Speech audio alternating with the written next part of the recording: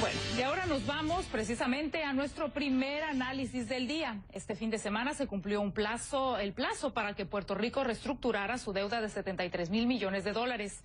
La isla ha llegado al abismo financiero pese a que su gobernador, Alejandro García Padilla, viajó a Washington buscando cambios en la ley de bancarrota que, debido a su estatus como territorio estadounidense no incorporado, prohíbe a Puerto Rico acogerse a la ley de quiebra de los Estados Unidos. Y a pesar de haber hecho ajustes como reestructurar los sistemas de retiro y aumentar el impuesto al consumo, Borinquen no ha podido pagar las deudas que corresponden a bonos emitidos por corporaciones privadas, por lo que hoy se encuentra en la quiebra. Nuestra corresponsal en Nueva York, María Santana, ha estado siguiendo el desarrollo de esta noticia y ahora pasamos con ella.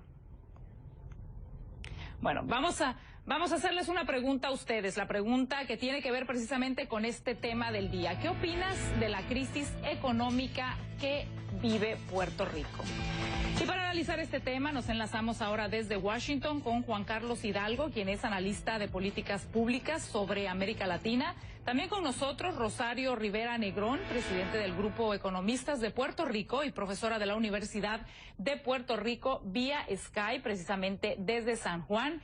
Bienvenidos a ambos y comienzo con usted, señor Juan Carlos Hidalgo. ¿Por qué ha llegado Puerto Rico a este extremo? ¿No se pudo predecir esta catástrofe financiera y tomar medidas con anterioridad? Bueno, yo vengo siguiendo la situación de Puerto Rico desde hace aproximadamente 4 años y era muy claro que íbamos a llegar a este punto. La isla ha venido manejando de una pésima manera sus finanzas estatales, ha venido gastando mucho más allá de sus posibilidades y eventualmente esto ha causado esta situación de default. Pero también se ha complicado por la situación económica de la isla, donde han confluido un gran número de factores que han hecho que la economía puertorriqueña esté básicamente en una depresión desde el año 2006. La economía se ha venido contrayendo desde el año 2006, lo cual a su vez ha afectado la generación de recursos tributarios para el gobierno puertorriqueño, lo cual a su vez entonces ha agravado la situación fiscal. Así que es una situación altamente compleja que no solo se resuelve entrándole de lleno al tema del capítulo 9 de la ley de bancarrotas y eventualmente tratando de sacar a Puerto Rico de este limbo legal en el que ya se encuentra por el hecho de que ha incurrido en un impago, sino que también se tiene que resolver mediante reformas económicas profundas en un gran número de temas, desde temas de salario mínimo, temas del mercado laboral, temas de reactivación de la competitividad de la isla, que lamentablemente no hemos visto que exista voluntad política en la isla para acometer estas reformas. Señora Rosario Rivera Negrón, otros países, pues como Grecia, viven una crisis económica actualmente, al igual que Puerto Rico. En el caso de Grecia, la Unión Europea está ayudando a reestructurar la deuda. ¿Qué institución o país pueden amparar a Puerto Rico y ayudarle a solventar sus compromisos financieros? Bueno, en estos momentos ninguna organización financiera supranacional está en calidad de ofrecernos ningún tipo de apoyo financiero debido a la relación político-jurídica con Estados Unidos. Nosotros no tendríamos acceso a Banco Mundial, Fondo Monetario, Banco Interamericano de Desarrollo y otras instituciones por la relación de territorio no incorporado que tenemos con Estados Unidos, lo cual nos pone a nosotros en un limbo político también económico de conseguir entonces algún tipo de ayuda o asistencia financiera, que en este caso le correspondería al gobierno norteamericano en la figura del Congreso de Estados Unidos. Juan Carlos, según el informe presentado a principios de julio por la ex subdirectora del Banco Monetario, Ann Kruger, la deuda puertorriqueña se disparó a finales de la década de 1990. Los últimos 4 gobiernos tomaron prestado más de 50.000 millones de dólares y la situación empeoró después de que el Congreso de Estados Unidos cancelara los incentivos en impuestos a empresas de la manufactura en el 2006. ¿Qué pasa ahora? ¿Dejará de pagar el erario público esta quincena la isla de Puerto Rico? Bueno, ya el gobierno incurrió en un impago ayer de 58 millones de dólares. Ahora entramos en un limbo legal. No sabemos exactamente qué situación nos encontramos porque, por ejemplo, la Constitución de Puerto Rico señala de que el país no puede entrar en default, que antes de incluso pagar salarios o antes de incluso pagar pensiones, la isla debe pagar a sus acreedores. Bueno, ayer hubo un impago a los acreedores, a ciertos acreedores, entonces no sabemos exactamente en qué situación nos encontramos. Para peores, las características de esta deuda establecen de que no existen cláusulas colectivas en el hecho de que, por ejemplo, si el gobierno puertorriqueño entrase en un acuerdo con una mayoría de los acreedores, el acuerdo aplicaría a todos los acreedores. Hemos visto esta discusión, por ejemplo, en los debates sobre la reestructuración de la deuda griega, incluso en la reestructuración de la deuda argentina. Bueno, estas cláusulas de acción colectiva no existen en la deuda puertorriqueña, por lo cual entonces Puerto Rico va a tener que negociar absolutamente con todos sus acreedores eventualmente y llegar a un acuerdo de pago.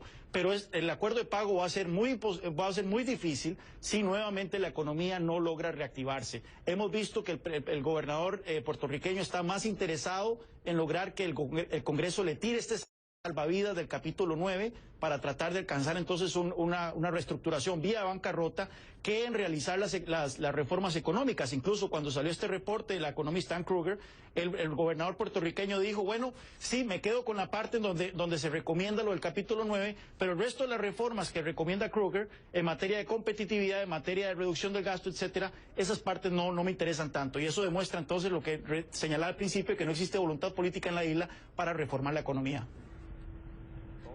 Rosario Rivera, la Autoridad de Energía Eléctrica, entidad que maneja el suministro de luz, lleva meses renegociando con sus acreedores y aseguran que las conversaciones son positivas. ¿Se han buscado medidas similares para las demás corporaciones públicas que están en la insolvencia y qué se ha logrado? Bueno, hasta donde tenemos entendido, el esfuerzo de reorganización y reestructuración se ha dado fundamentalmente en energía eléctrica, porque el costo energético es uno de los principales escollos que hemos tenido para tratar de reactivar de algún tipo la economía o para por lo menos detener la caída, porque los costos energéticos en Puerto Rico son demasiado altos y el costo de la deuda y el déficit de energía eléctrica es un peso muy grande sobre las finanzas del país. Hasta ahora ese es el esfuerzo más notable que hemos visto de reestructuración. Sí nos quedan corporaciones que están en peligro, Autoridad de Carreteras, acueductos y alcantarillados y otro tipo de corporaciones públicas, pero la más visible y hasta ahora la que hemos tenido la mayor información, y no del todo, es la Autoridad de Energía Eléctrica con la contratación de un personal experto para esa reestructuración y que hemos tenido que extender mes tras mes para poder articular de alguna forma un plan de reestructuración que todavía no nos está claro, de hecho, y que no sabemos cómo va a terminar, pero tenemos una larga lista de corporaciones públicas en déficit y con altas deudas que tendríamos que estar reestructurando de la misma manera. Juan Carlos Hidalgo, hablando ahora un poco de la población, aunque los puertorriqueños emigran a Estados Unidos desde hace varias generaciones, el número de salidas del 2000 al 2010, unas 300,000 personas, pues es la mayor ola de migración desde los años 50, cuando casi 500,000 de personas emigraron al continente a lo largo de la década. ¿De qué manera afecta al país esta fuga de cerebros y fuga de personas en su edad productiva? Terrible. La isla ha perdido casi que un 10% de su población en la última década. Y bueno, ahora tenemos entonces un círculo vicioso, porque Puerto Rico tiene una característica que está en el meollo del problema que está viviendo la isla, y es el hecho de que tiene una de las tasas de participación laboral más bajas del hemisferio occidental.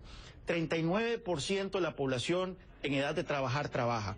Es decir, una mayoría de los puertorriqueños que pueden trabajar no están laborando, y esto entonces se pone una carga significativa a aquellos que sí lo están, vía impuestos, vía tasas, etcétera, etcétera. Entonces, ¿qué pasa?